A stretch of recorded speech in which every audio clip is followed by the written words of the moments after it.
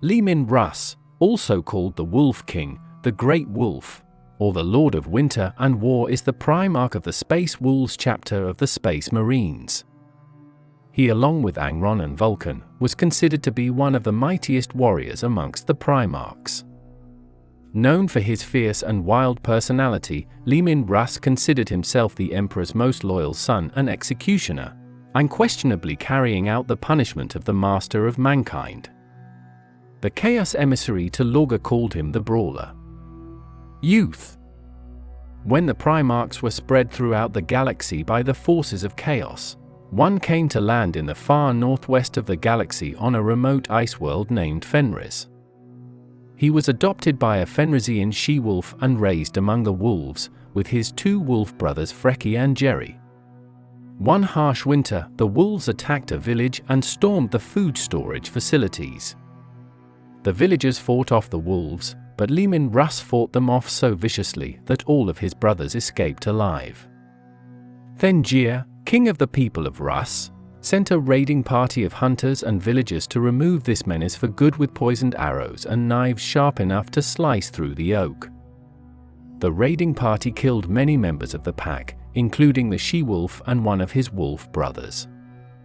Leman Russ was shot many times, and then captured, and brought, bound, and gagged before King Thengir.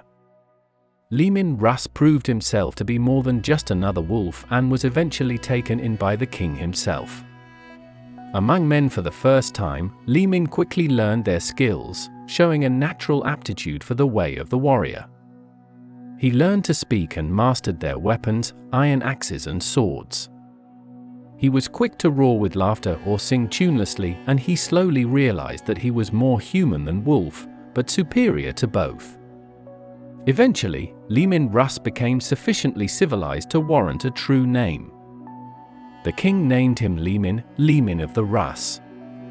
Later in his life, he is said to have been able to turn back whole armies of the king's enemies by himself without a scratch, to tear whole oak trees from the ground and snap them over his back, and to wrestle Fenrisian mammoths to the ground.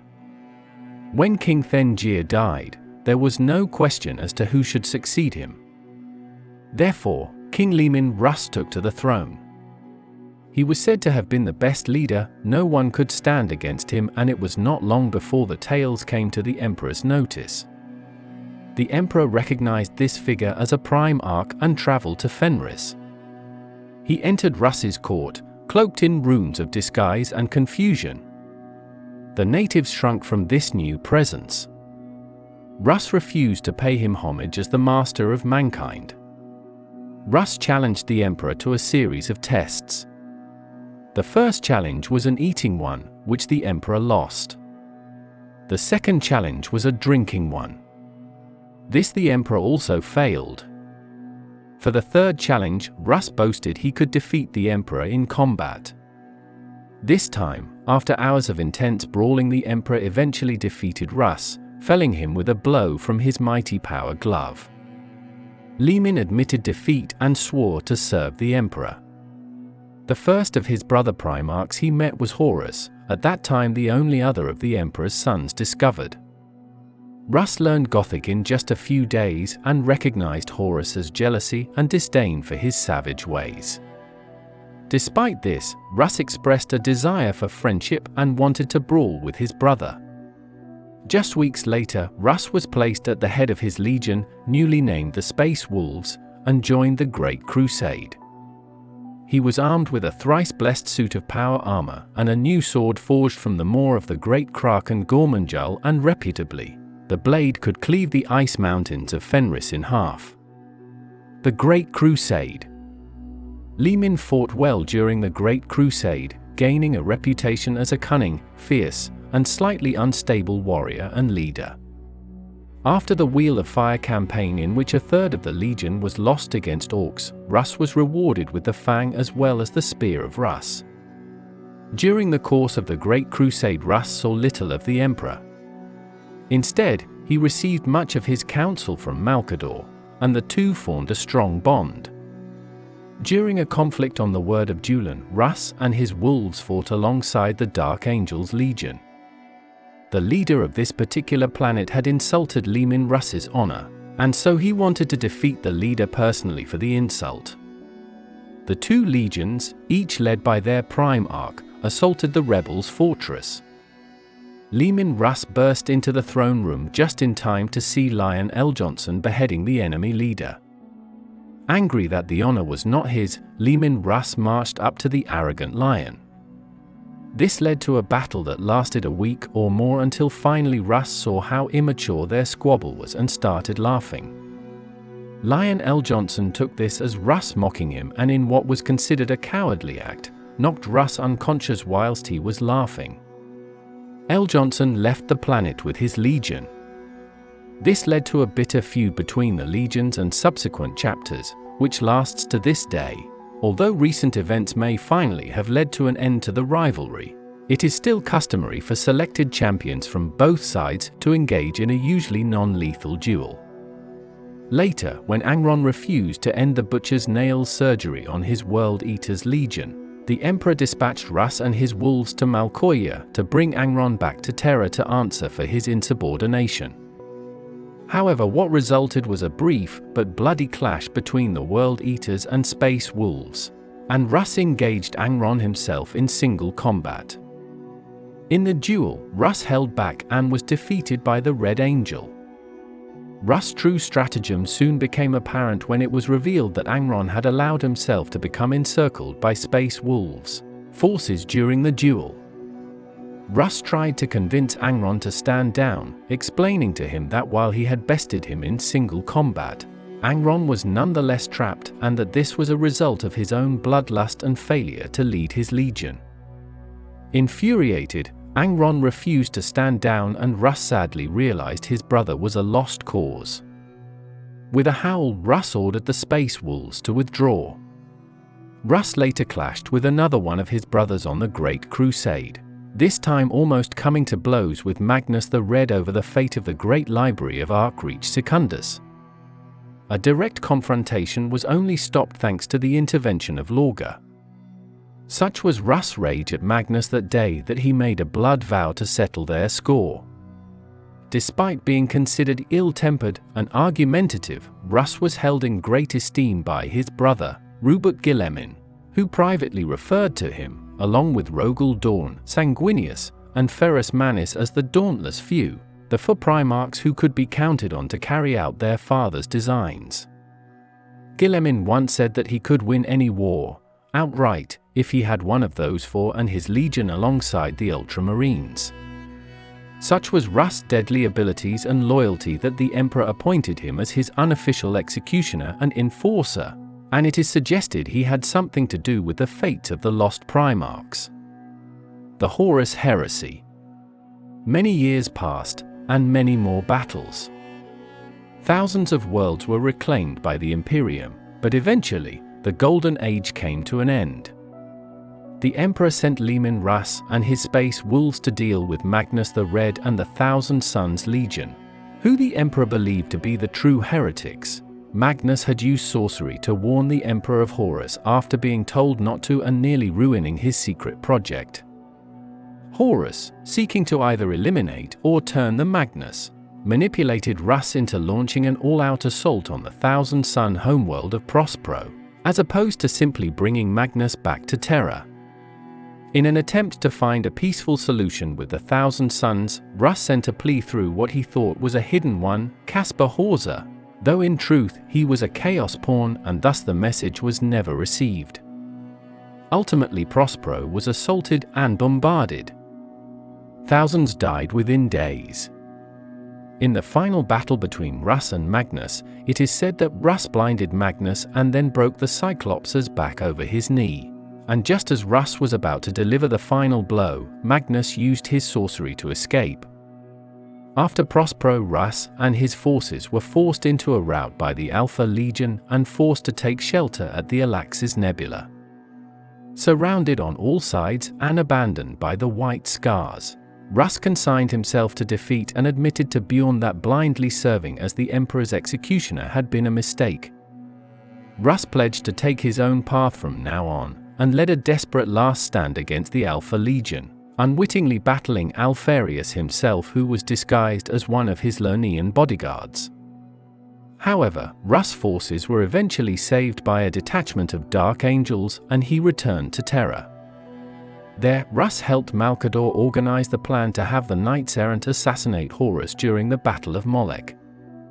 He then announced his plans to leave Terra and take the fight back to the traitors.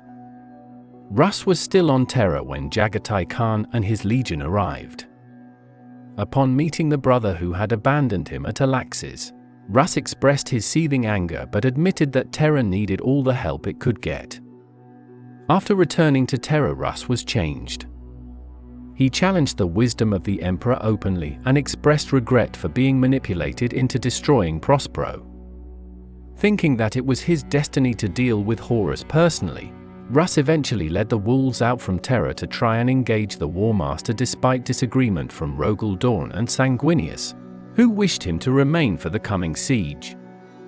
Thanks to the efforts of the Knights Errant during the Battle of Molech, Russ was able to track the location of the vengeful spirit in order to confront Horus directly. Before moving on Horus, however, he returned to Fenris to conduct a ritual with his rune priests to try and ascertain a weakness in the War Master. The ritual, overseen by Kvar, Bjorn, and 7 other rune priests, saw Russ enter the Underverse through the volcanic cavern known as Surtir's Door. Within the Underverse, Russ entered the Hall of the Erlking, a warp entity that collects the Fenrisian souls that die outside of battle. Russ was about to be consumed by the Erlking's hordes of Wulfen when he offered to complete 4 challenges in exchange for his soul. The Erlking accepted, and challenged him to first to drink the damned soul's Amarok's bowl dry, next to wrestle an old crone, and finally move the Erlking's great sleeping wolf. Russ failed in the first 3, and his soul depended on completing the 4th, which was to explain what the Erlking challenged him to complete. Russ revealed that the first challenge symbolized the changing of the seasons on Fenris. The old woman represented the inevitability of age, the unmovable wolf inescapable death. The hall crumbled, replaced by a finely dressed, civilized version of Russ that was revealed to be his fate had he never landed upon Fenris. This Russ revealed the nature of the spear, that it held a portion of the Emperor's power and could illuminate the truth to those it pierced. With that, the false Russ impaled the Wolf King, revealing to him the truth regarding the nature of the Primarchs. Russ despaired, and the false Russ revealed that this knowledge would one day see him leave Fenris. Nonetheless, Russ had gotten what he was looking for, as he understood that the spear of Russ could not only injure Horus, but change the course of the war. Russ emerged from Surtir's Door with Bjorn as the only surviving member of his retinue. He announced his intention to confront Horus despite it being suicidal. He allowed his wolf lords to decide if they would follow him or not, but none refused. Using the runes placed aboard the vessel by the Knights Errant at Molech, the Space Wolves fleet ambushed the vengeful spirit as it was docked over Trisolian A4. A vicious battle erupted between the 2 armadas, and Russ boarded the vengeful spirit and confronted Horus himself. Russ was disgusted with what had become of his brother and unsurprisingly rejected his offer to join him in overthrowing the Emperor. The 2 engaged in a titanic duel, with Russ deliberately allowing himself to be wounded by Horus's lightning claw to create an opening to impale the treacherous War Master with the spear of Russ. However, Russ hesitated to strike down his brother for a second, allowing Horus to deflect some of the blow and turn a fatal strike into a wounding. Nonetheless, Horus was grievously injured, and more importantly, the power of the spear cleared him of the corruption that he had suffered since Molech. Faced not by a creature of chaos but by Horus Lupercal, Russ again engaged his brother in battle and this time was badly injured. But before Horus could land the final blow, hundreds of space wolves swarmed the War Master, and gave Bjorn and Grimny Blackblood time to drag the barely conscious Primarch back to the Raffenkel and flee. After the fight against Horus, the badly wounded Russ fell into a comatose state. Arbadon pursued the depleted space wolves to Yarant, where he besieged them. Russ awoke only when Corax arrived with the Raven Guard, awake long enough to greet the Raven Lord and give Bjorn the Spear of Russ. In the end, the Space Wolves were able to evacuate Yarant with Corax's aid, but Russ remained unconscious. Corax brought Russ and the Wolves to Deliverance, where the Wolf King was able to eventually heal from his injuries. Eventually, Russ met up with Lion L. Johnson at the Raven Guard's Fortress Monastery. The Lion was quick to question the Raven Lord's absence from major fronts of the war, but his ire was put to rest by Russ, who points at the survival of his own legion as evidence of their worth. Russ declared he would join the Lion's crusade of vengeance, including warriors equipped with new Mark VI power armor produced on Kievar. While Corax was more cautious to commit his forces to such a bloody campaign, the Wolf King relished his role as the Emperor's executioner and unleashed a campaign of vengeance on the traitors. Post-heresy, Russ was not known to be present during the Siege of Terror or when the Emperor was entombed upon the Golden Throne. Upon his arrival on Terra and discovery of what had happened, Leman Russ became distraught and verbally clashed with Constantine Valdor, who suggested the events had transpired as the Emperor had planned. When the newly appointed Lord Commander of the Imperium Rupert Guilhermin tried to reorganize the Legion's Astartes into chapters based on his new Codex Astartes, Leman Russ protested heavily and sided with the Imperial Fists during the Codex crisis. Ultimately, the Space Wolves would heavily deviate from the Codex Astartes, and their only successor chapter became the ill-fated Wolf Brothers. In M31, Russ, at a great feast with his legion in attendance, stood and said, "In the end, I will return. For the final battle. For the Wolf time."